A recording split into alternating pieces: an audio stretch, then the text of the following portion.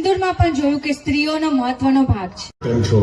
ખૂબ જ સુંદર વિષય વસ્તુ સાથે બનેલી અમારી ફિલ્મ શક્તિ અને શક્તિ ફિલ્મનો આજે ટ્રેલર લોન્ચનો જે પ્રસંગ છે એ પ્રસંગમાં આપ સૌ મહાનુભાવો ઉપસ્થિત રહ્યા છો તે બદલ હું કલાકાર તરીકે ચેતન દૈયા આપ સૌનો ખૂબ ખૂબ આભાર માનું છું. આ ફિલ્મ એક સુંદર પાત્ર ભજવવાનો મને મોકો મળ્યો છે. ભાવિનભાઈ, ખાસ કરીને મૂવી આવી રહી છે શક્તિ, શું કહેશો? બસ મૂવી આવી રહી છે. વાર્તા એક આપણા રાજ્યની છે, આપણા સમાજની છે અને સ્ત્રી સશક્તિકરણ ઉપર આખી ફિલ્મ છે, જેમાં બધા કલાકારોએ બહુ સારો અનુભવ કર્યો છે અને બહુ કઠિન હોય છે આવા સબ્જેક્ટ ઉપર. પેલો ડિરેક્શન ને વાર્તા તો ઠીક છે, પણ એક અભિનય તરીકે, એક કલાકાર તરીકે આવી ફિલ્મોમાં અભિનય કરવો અને પોતાના પાત્રને ન્યાય આપવો એ ખૂબ જ કઠિન હોય છે.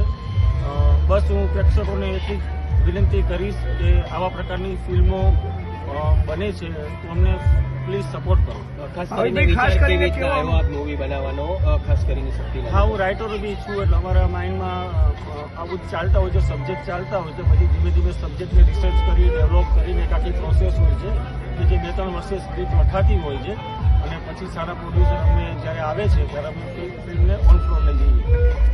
એક સવાલ બેન, ખાસ કરીને જે રિલીઝ થયેલી છે ફિલ્મમાં શું રોલ છે આપણો, કેવું લાગ્યું અને કેવો અનુભવ છે? અમારી ફિલ્મ શક્તિ, જેમાં મારા કિરદારનું નામ રેખા છે અને આ એક ગામની વાત છે જેમાં વેશ્યાવૃત્તિ ચાલી રહી છે. હું આ ગામમાં આ કોમની હું છું અને હું કઈ રીતે આ વેશ્યાવૃત્તિ ચાલી રહી છે એમાં બધી સ્ત્રીઓને કઈ રીતે આત્મનિર્ભર બનાવવા એ મારો રોલ છે. અને બહુ કઠિન છે કેમ કે 200 વર્ષોથી જે પ્રથા ચાલી રહી છે એને કેવી રીતે તોડવી અને આ બધી સ્ત્રીઓને આત્મનિર્ભર અલગ કામ કરીને પૈસા કેવી રીતે કમાવવા એ મારો રોલ છે. બાકી અમારા ડિરેક્ટર સાહેબ કહે છે. પૂછ કરજો.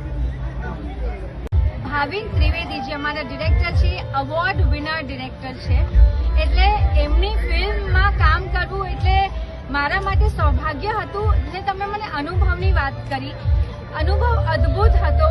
વર્કશોપથી લઈને શૂટિંગ સુધી પહેલી વખત નો મેકઅપ લુક કર્યું છે અને જે રીતે ભાવિનભાઈ કલાકારોમાંથી જે એક્ટિંગ કઢાવે છે ને એ બહુ અનોખી રીત છે. મેં આટલી બધી ફિલ્મો કરી પણ આ ફિલ્મમાં એક અલગ પ્રકારની અનુભૂતિ થઈ, એક અલગ પ્રકારનું સેટિસ્ફેક્શન મળ્યું છે અને આશા કરું છું કે પ્રેક્ષકોને અમે જે બહુ જ પ્રેમથી, મહેનતથી આ ફિલ્મ શક્તિ બનાવી છે, પ્રેક્ષકો અમને ખૂબ આશીર્વાદ અને પ્રેમ આપશે. ઓકે. નમસ્કાર, મારું નામ દિનેશ લાંબા છે અને હું ગુજરાતી ફિલ્મ ક્ષેત્રે છેલ્લા 1997થી કાર્યરત કહી શકાય ને. એમ બોલિવૂડમાં પણ છે. હું બોલિવૂડમાં મેં 60 ફિલ્મો કરી છે, 11 તામિલ ફિલ્મ કરી છે, 6 મલયાલમ ફિલ્મ કરી છે, 7 ભાષામાં મેં કામ કર્યું છું અને 40 એડ છે મારી. મેં પોતે પ્રોડ્યુસર ડાયરેક્ટ કરી 3 ફિલ્મો, એમાં હિન્દી, ગુજરાતી, તમિલ બધું આવ્યું. મેં આમ જોઈએ ને તો ઘણા બધા અલગ અલગ વિષયો પર ઘણી બધી વસ્તુ કરી છે, પણ આ ગુજરાતીમાં એક પહેલો વિષય એવો હતો જે એક ડાયરેક્ટર હટીને કામ કરવા માંગતો હતો.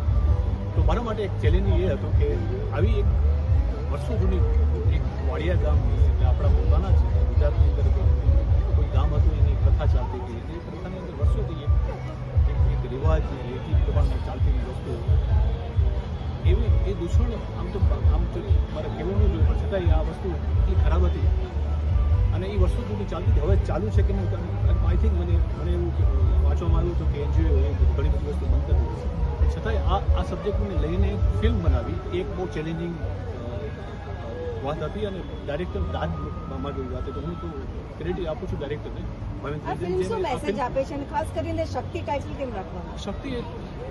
શક્તિ એટલે કે જે સ્ત્રીઓ છે એની સાથે થતો અન્યાય છે એ સહન ક્યારેય નથી કરતી અને શક્તિના રૂપમાં જ્યારે આવે છે ત્યારે મા દુર્ગાથી કમ નથી હોતી.